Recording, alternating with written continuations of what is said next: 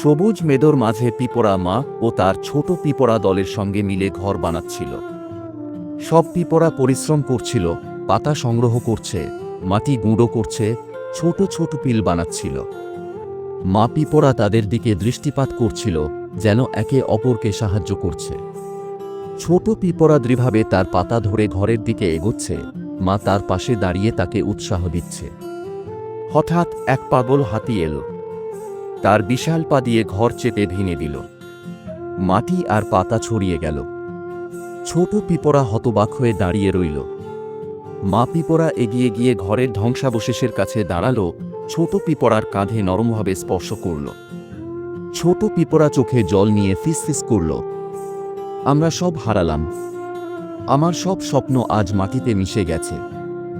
মা পিঁপড়া শান্ত কণ্ঠে বলল, হ্যাঁ, ঘর হারালাম, কিন্তু আমরা একসাথে আছি। ভালোবাসা হারায় না। শেষ দৃশ্যে তারা দুজনে ধ্বংস হওয়া ঘরের ধারে দাঁড়িয়ে দেখল। সূর্যের আলো যেন আর তাদের আলিঙ্গন করতে পারল না। ছোট পিঁপড়া বুঝল, আমাদের ঘর আর ফিরে আসবে না। সব কিছু শেষ হয়ে গেছে।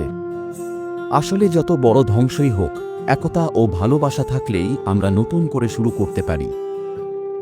আমাদের চ্যানেলটা সাবস্ক্রাইব করে পাশে থাকুন।